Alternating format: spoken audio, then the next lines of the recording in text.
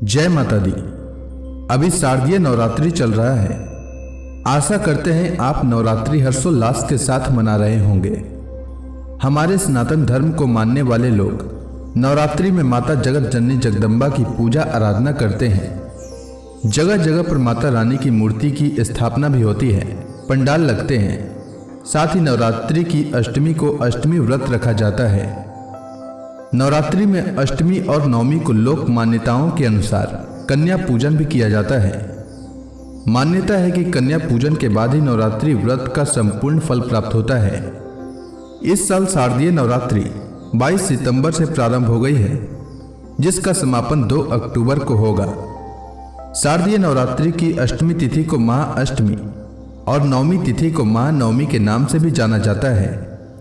अष्टमी को मां दुर्गा के 8वें स्वरूप मां महागौरी और नवमी को मां सिद्धिदात्री की पूजा आराधना करने का विधान है।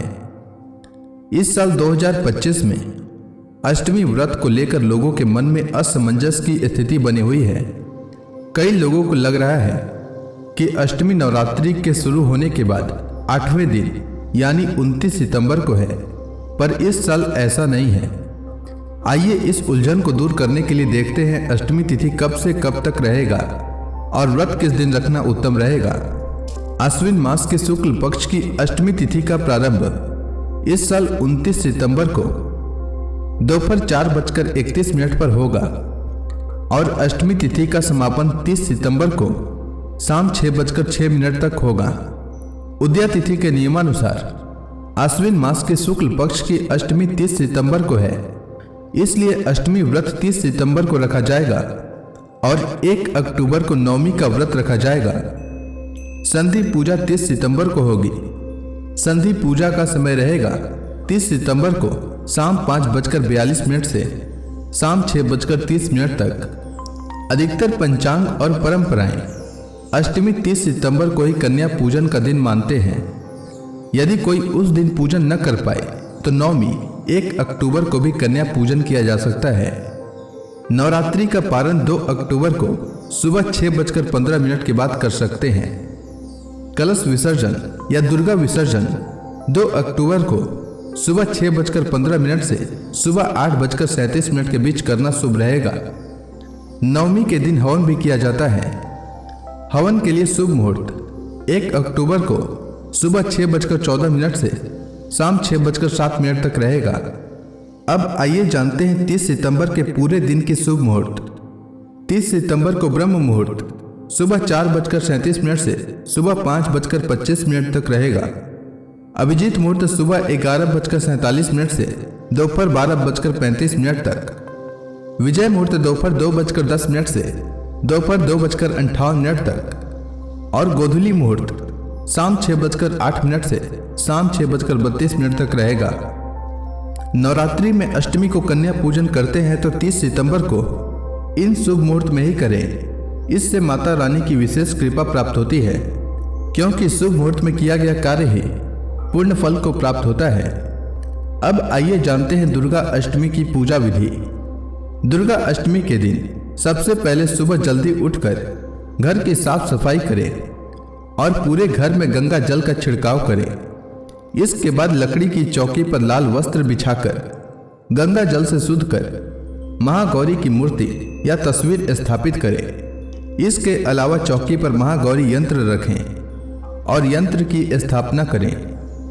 साथ ही गणेश जी की प्रतिमा रखें। इसके बाद सबसे पहले गणेश जी की विधिवत पूजा करें। उसके बाद मां महागौरी की प्रतिमा के आगे दीपक जलाएं और उन्हें फल, फूल और नैवेद्य आदि अर्पित करें। इसके बाद मां महागौरी की कथा का पाठ करें या श्रवण करें। साथ ही दुर्गा सप्तशती का पाठ करें या श्रवण करें। इसके बाद अंत में देवी मां की आरती करें। इसके बाद अष्टमी के दिन कन्या पूजन करें, क्योंकि शास्त्रों के अनुसार अष्टमी के दिन कन्या पूजन करना श्रेष्ठ माना गया है। कन्या पूजन में कन्याओं की संख्या 9 होनी चाहिए, नहीं तो 2 कन्याओं की पूजा करें। कन्याओं की आयु 2 साल से अधिक और 10 साल से कम होना चाहिए। कन्या पूजन के बाद कन्याओं को दक्षिणा दें और उनके पैर छूकर उनका आशीर्वाद लें। दुर्गा अष्टमी के दिन भोग में मां महागौरी को नारियल का भोग अवश्य अर्पित करें। क्योंकि माता महागौरी को नारियल का भोग अत्यधिक प्रिय है। नारियल का भोग लगाने से घर में सुख एवं समृद्धि का आगमन होता है। अब आइए जानते हैं महानवमी की हवन सामग्री के बारे में। महानवमी की हवन में एक सूखा नारियल या गोला, कलावा या लाल रंग का कपड़ा और एक हवन कुंड की आवश्यकता होती है। इसके अतिरिक्त आम की लकड़ी, तना और पत्ता, चंदन की लकड़ी, अश्वगंधा, ब्राह्मी, मुलैठी की जड़, पीपल का तना और छाल, बेल, नीम, पलास, गुलर की छाल, कर्पूर, तिल, चावल, लौंग, गाय का घी, गुगल, लोभान, इलायची, शक्कर और जौ की आवश्यकता होती है। उम्मीद है आपको महाअष्टमी और महानवमी से जुड़ी जानकारी अच्छी लगी होगी। अगर आपको यह वीडियो अच्छी लगी हो तो इस वीडियो को लाइक अवश्य करें और इसे ज़्यादा से ज़्यादा लोगों में शेयर करें। वीडियो को देखने और लाइक करने के लिए आपका धन्यवाद।